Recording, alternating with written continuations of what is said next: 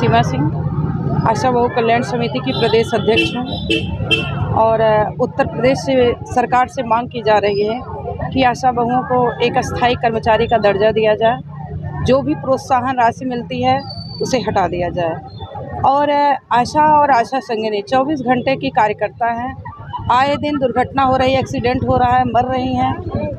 उनका एक बीमा किया जाए, इंश्योरेंस किया जाए जो 50 लाख रुपए से कम ना हो, ताकि उनके न रहने पे उनके परिवार और बच्चे का भरण पोषण हो जाए। तीसरी चीज़ ये है कि आशा और आशा संगिनी को किसी श्रेणी में रखा जाए, चाहे कर्मचारी की श्रेणी में रखा जाए, चाहे संविदा श्रेणी में रखा जाए, चाहे चतुर्थ श्रेणी में।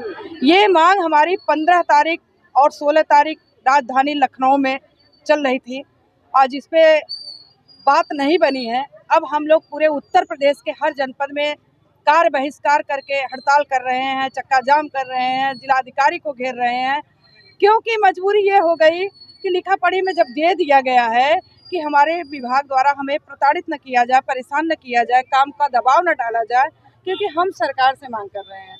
तो यहाँ के माननीय मुख्य चिकित्सा अधिकारी महोदय द्वारा ये पता चला है कि आशाओं को परेशान किया जा रहा है कि आप काम करो, नहीं नौकरी से निकाल देंगे। पहली चीज़। दूसरी चीज़ है, इसमें सीडीओ साहब का भी बड़ा दबाव है गोल्डन कार्ड को लेकर के। गोल्डन कार्ड बनाने के लिए तैयार है, लेकिन उसका भी तो मानदेय होना चाहिए। अगर एक मजदूर घर पे आ रहा है काम करने के लिए तो 400 रुपये मजदूरी लेके जा रहा है। बताइए, 75 रुपये में आशा से पोलियो पिलवाया जाता है। और गोल्डन कार्ड जो बना रही हैं, सबसे बड़ा दबाव गोल्डन कार्ड का है।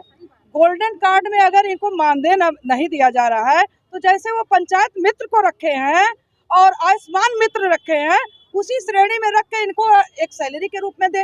अगर नहीं दे सकते हैं तो दबाव न डालें। बस हमारी यही मांग है कि जो हमारा कलम बंद हड़ताल चल रहा है, यहाँ से मैसेज हमारे जिलाधिकारी महोदय द्वारा माननीय मुख्यमंत्री को भेजा जाए, माननीय मुख्यमंत्री द्वारा प्रधानमंत्री को भेजा जाए और एक प्रतिनिधि मंडल बुला करके वार्ता किया जाए। और वार्ता में ये जो 5-7 सूत्री मांगे हमारी हैं, वो क्या पूरा कर सकते हैं, ये हमें डायरेक्ट वार्ता में बता दे। नहीं तो हमारा हड़ताल जो है 20 तारीख से कलम बंद हड़ताल चल रहा है, डेली चलेगा। ये हमारा जो धरना प्रदर्शन चल रहा है, छोटा धरना नहीं है। हर CSC PSC पे हमारी संगिनी बैठी है, आशा बैठी है, काम बंद करके सरकार से गुहार लगा रही हैं कि हम 2000 में काम नहीं कर सकते मंथली पे, हमको जो है एक चतुर्थ श्रेणी का ही दर्जा दिया जाए, लेकिन एक मुफ्त मानदेय के रूप में दिया जाए। अब अगर नहीं मिलेगा तो हमें, हमारी भी उम्र हो रही है, अगर हम 45-47 के हो रहे हैं, हमारी बहनें 50 की हो गई हैं, 60 साल बाद हमारी सेवा समाप्त होगी, तो बताइए हम अपने बच्चों को क्या जवाब देंगे। 2005 से हम जनता के बीच में थे। जब हमारे छोटे छोटे बच्चे थे तो हम बहनें काम करते थे। जब वो सो के उठते थे तो हम लोग चले जाते थे, जब वो लोग सो जाते थे तो हम लोग पहुंचते थे। बताइए, हमारी दूरी बच्चों से बहुत दूरी बन गई है। परिवार का शोषण, समाज का शोषण, अधिकारी का शोषण। इसलिए हमारी सरकार से मांग यही है कि हमें उस योग्य बना दें कि कम से कम हम रिटायर हो और कुछ हमारे हाथ में हो जाए, और हम सरकार की जितनी योजना है पूरी निष्ठा के साथ चलाएंगे। और पहली बात, हमें कर्मचारी का दर्जा दे, चाहे जिस श्रेणी में रखें। यही मेरी मांग है।